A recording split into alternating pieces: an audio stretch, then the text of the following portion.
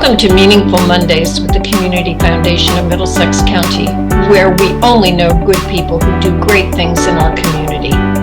Whether you are a volunteer, a donor, or a nonprofit organization, each episode of Meaningful Mondays will celebrate you, our friends and neighbors who have a deep passion for and commitment to improving the quality of life for all in Middlesex County. So let's kick off the week with great conversations with remarkable people, businesses, and nonprofits making a difference right in our own backyard. Well, it's a Monday, it's a meaningful Monday, and we have the one, the only, the very special Kai Belton. And we are so excited, Representative Kai, to have you with us today. But you know, I was thinking about how long we've known you, and it's been a long time, and it's been a wonderful journey with you. So before we dive into all of the great things that you're doing now, I want to shout your praises for your partnership with the Community Foundation and over the years and all the wonderful programs that you've done for our young people. So how's that for a meaningful Monday? Sounds good to me. All And right. I have to say, thank you for your support because without your support, we wouldn't be able to do as many things that we do in this community. Well, but we also need a leader like you and a person who's got the energy and the drive to make things happen. So thank you. So now with all of that, let's just dive into the background. I mean, Kai, I'm always impressed when I think about all of the ways we've known you. So for those who don't know you as well as we do, would you please provide some background? I mean, you've been in human services forever. And as a representative, you continue to be in human services. So thank you for that. So give us a little bit of background and then how did you get started in that? Okay. So believe it or not, Cynthia, I was going to school to be an architectural engineer. Oh, well, that's a little bit interesting. Yes. So I Fun had facts about Kai. absolutely. So I had two children at the time, and they were both in preschool, and I was spending a lot of time in their preschool, and I just started helping out. And the next thing you know, I was helping the family resource person. And I switched my major, and I ended up getting a degree in early childhood education. Oh my And gosh. yeah, so I went into parenting support services and then counseling young people who were considered at risk.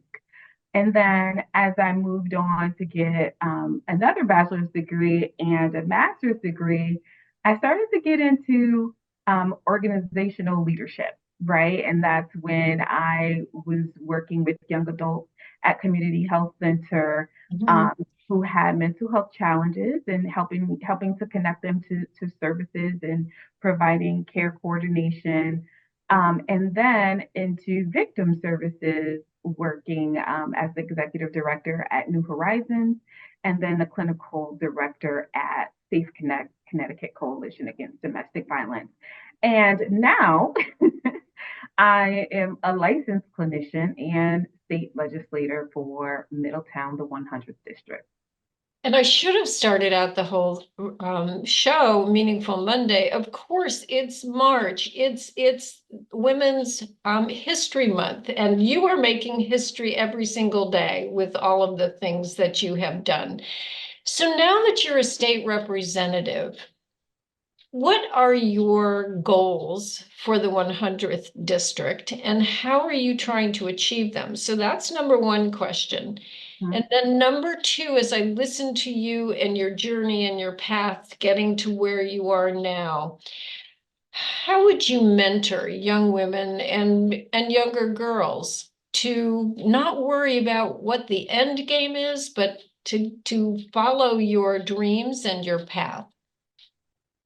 So, first question, I am very passionate about our housing crisis and getting people affordable housing, quality housing. And there's so much that is related to housing instability, right? When people have to continuously move, their children have to switch schools, that impacts their education. People can't afford to even pay rent or pay a security deposit now, which is sometimes 2, 3 times the rent. So our housing crisis is something that I'm very passionate about and I'm trying to tackle. There is also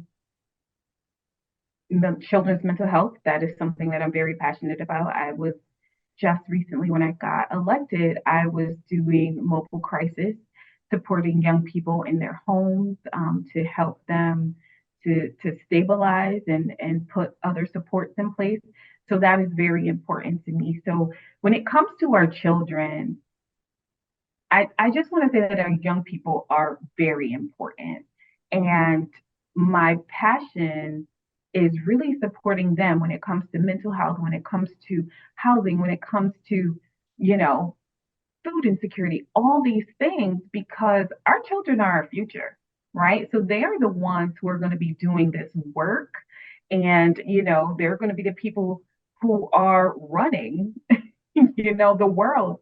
So we have to take care of them We and have to not. take care of them and provide them with a good foundation. And true confession, I am a former first grade teacher, and in my earlier career as a teacher, worked with a lot of first graders who had academic rentals, and they came late and they left early in the school year, and I saw what that did to them. So thank you for worrying about our kids, and I know you're going to get them on a good path.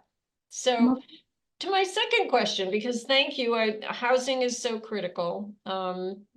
You need a roof over your head. Absolutely. No one should not have a roof over their head, and a stable roof over their head. And then thank you for caring so much about our children. So, a lot of people when they're younger really worry about, oh my gosh, how am I ever going to get to where I'm dreaming about being? What advice would you give to our young women and girls? I would encourage our young girls to really just focus on figuring out who you are. What are your interests? What are your passions? Is there somebody that you look up to? You talk to that person, find a mentor. And, I think about being a young girl and just trying to figure everything out. And there's time, right? There's so much time because when you become an adult, you don't have the time to Mhm. figure out who you are and what your passions are and what you like. And then sometimes, as parents and, older adults, we get into our 40s and we're just figuring out what we like and what our passions are, right? So And I they change. They they evolve and change change. absolutely, and just becoming comfortable with that, becoming comfortable with who you are, and not comparing yourself to other people. Like your journey is your own, and I would also encourage them to use their voices, right? Because I think it's so Perfect. important for young women to use their voices, because I'm not a young woman anymore. But Oh, yes, you are. Yes, you thank are. you, Cynthia. Thank you. Um, but yeah, I feel like as a young woman, I felt like I was always being silenced and, my voice didn't matter. And I know it was like that for many women. And I feel like, now girls can use their voices in a different way than we could, and I feel like it's more accepted now.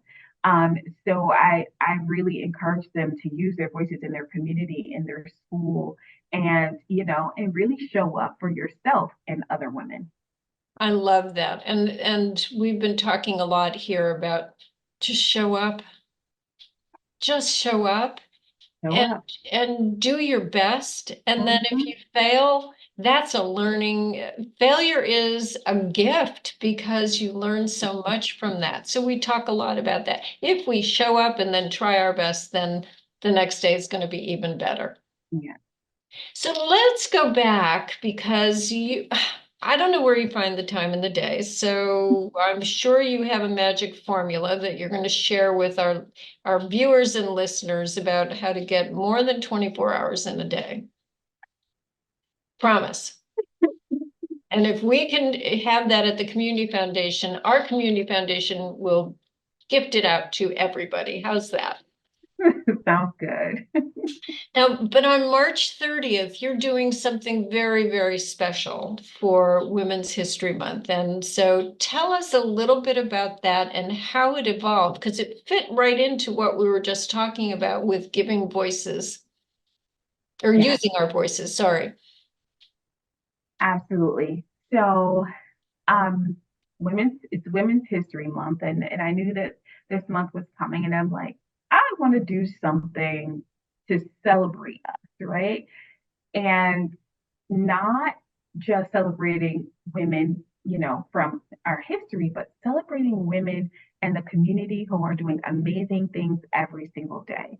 So, me as a community person, as you know, I've been doing this work in the community so long and became a legislator. And I'm like, I need those two worlds to collide because at this event, because there are so many community people just like me who might be considering leadership in government or may just need to hear from other women in government about what it's like. For myself, I knew that this was something that I wanted to do, but I didn't know how to get there. And I was like, am I the right one? Am I the right fit? There are so many people who could do this other than me. And now that I'm here, it's like, okay, I want to encourage other women because if I can do it, they can do it. So at this event, we are going to be celebrating four women from our community from Middletown who have been doing this on the ground community work in leadership. We are going to be networking. We're going to be talking to a panel of women who are in leadership across our state. We have legislators, we have a couple mayors, Reverend Anderson, who is the pastor, first woman pastor for Cross Street Church. So yeah, so I'm excited about this event, and it's March 30th from 10 to 1, and yeah. Well, we are so proud to be part of that, and we've registered and we can't wait to be there. So, but you said something a little while ago, we were talking about show up. Mm-hmm. And then this event is proof that if you have an idea and just start and ask for help, people will gather around you because Kai, I know you well enough to know that you've helped other people in many, many times, and people want to pay back if you've given help. Right, right. And I've seen that with this event from the very beginning. Especially with you in there, like I come to you with an idea and you just got right on board and helped me out. Lieutenant Governor Susan Bysowitz, same thing. And so I asked 10 women in government to be a part of the panel, hoping that at least 5 would say yes, because we're in session. Everyone said yes. So now we have 10. And let's pause there, Kai, because you're in session, and I don't think that people realize how much time that takes. So transition just for a brief moment about the time commitment that you as a legislator make to us in the state, and we do appreciate that, and thank you for that. But just give us a view of what your session is like, because you have a life too. Yep. So this is what it's like. And, they say that this is a part-time job, but it is not a No, no, it's not. full-time job. So I have 3 committees. There are people who have more, but I have 3 committees, and it is my job to read bills, know what's coming up, so that I can be able to vote when we have committee, or be available to ask questions when we're having a public hearing. So reading bills take forever. And then if you're creating them, that's even more time, which I haven't done yet, but I have some on the way for next session that I'm currently working on. But it's also meeting with several people. It's meeting with your constituents in district, because people are always calling about things that they need support with, right? And then you have the lobbyists here and other individuals who want to meet with you about their special interests. So you're making time for them. You're making time for your colleagues who need support with their bills and their events. So there's so much going on, and there's sometimes like we can get out of here, sometimes 1 o'clock in the morning, Oh, gosh. 2 o'clock in the morning. It just depends. And, it depends on, what is being presented at the public hearing. Like when it comes to like housing bills and labor bills, sometimes those can get a little long. And thank you for taking the time to read and understand and study the critical issues that you care about.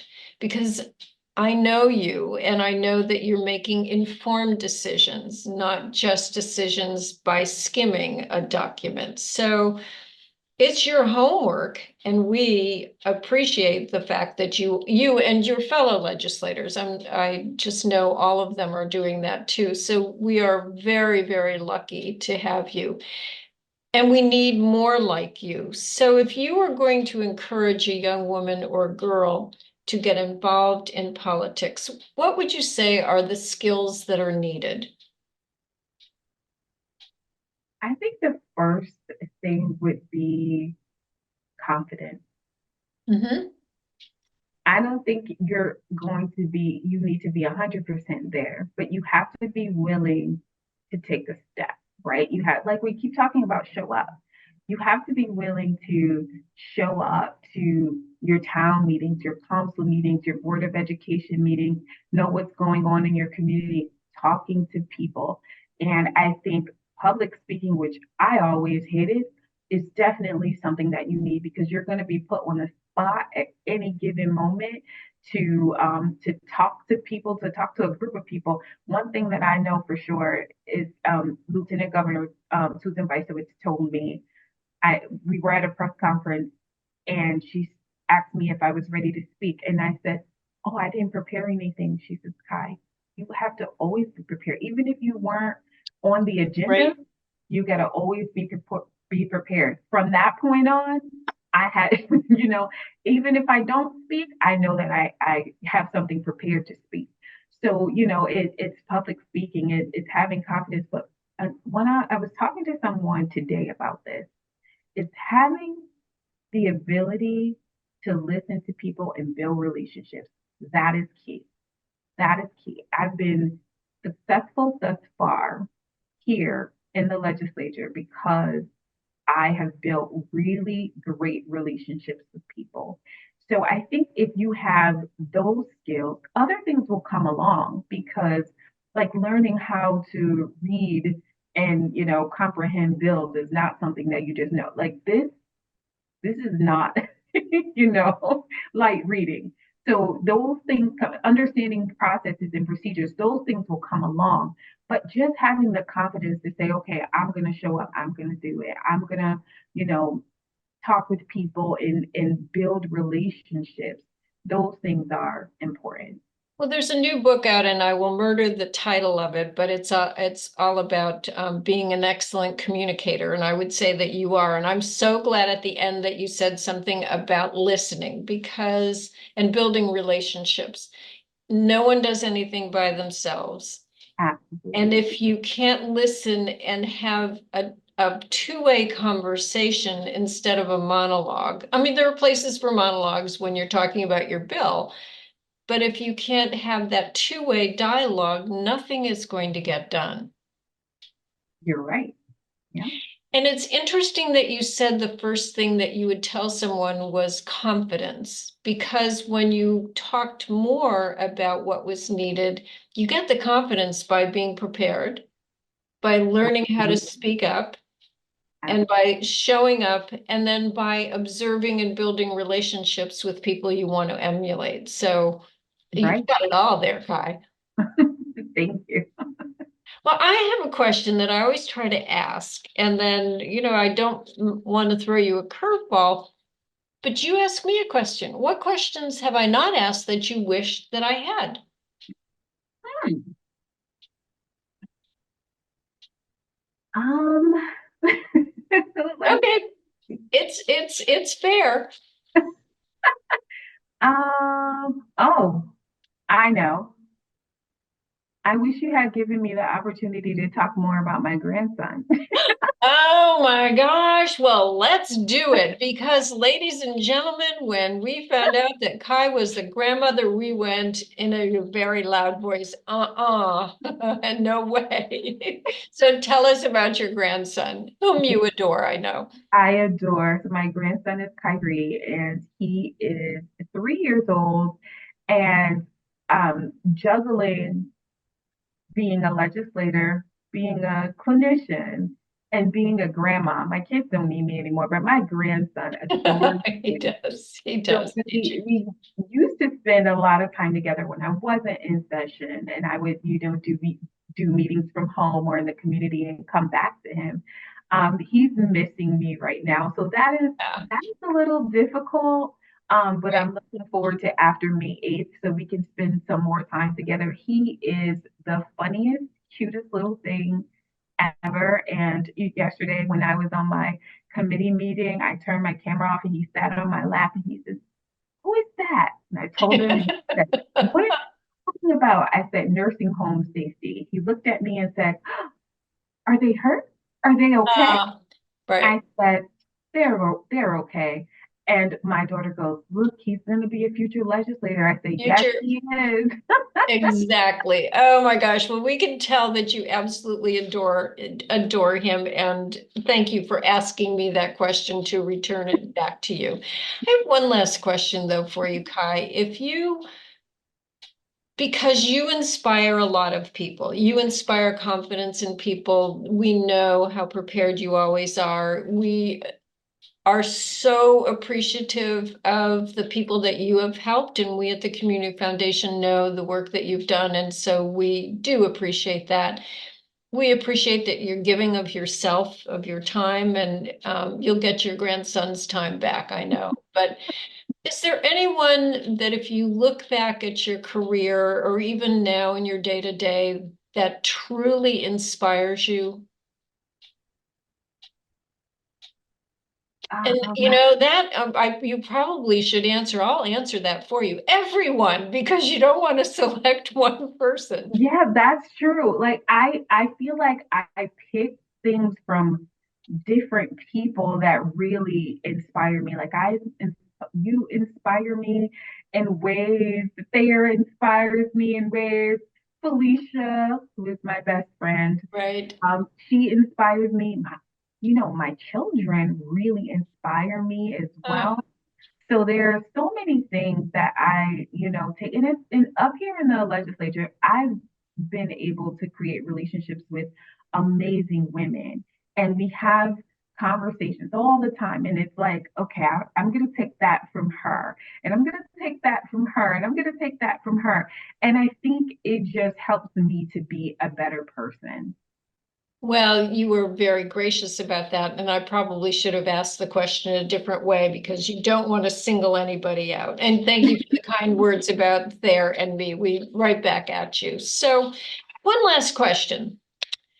So, what are you looking forward besides your grandson for the rest of the year? Um, the rest of the year or the rest of the session? Could be the rest of the session. Okay. I'm looking forward to I'm looking forward to learning more. I am still a very new legislator, and I came in on a special election last time, so and because of how everything happened, and I'll just say I'm in this position because Representative Clinton Williams passed away. So it was very heavy when I came in. So I feel like my head was foggy the entire time because I came up here so fast. I didn't know what hit me, right? So now every day, I feel like I'm taking in things for the first time. You know, people say, "Oh, Kai, like you did amazing. You did this, you did that." And I did because that's who I am. I'm a worker, but I don't know how much I really comprehended. And I'm going to be honest, it was a lot. And, some legislators tell me that, they've been doing this for a decade and they're still learning. So I'm looking forward to this because it's a short session, looking forward to learning how this process goes. And just excited to get back up here and present my bills and be more settled into, who I am as a legislator. Well, I'm going to add a term that I started out by saying you're amazing. Okay, you're wonderful. You're multitasker, and you're the youngest grandmother I've ever known. I mean, youngest looking grandmother. It's unbelievable. But I have to say that just listening to you, and I know the circumstances were very difficult, and as to how you got there first. And we all miss Q, and we're honored that we have Q's fund here. But you're fearless because you didn't let what you didn't know get in your way. You showed up. So thank you for that, Kai. We are so blessed to have you in our community, and thank you for everything that you've done. Happy Monday, everybody. If you start off your week with Kai, continue your week with Kai and everybody else that's like her. Kai, you're the best, and we thank you so much. And we at the Community Foundation are blessed to have you as a friend. Thank you.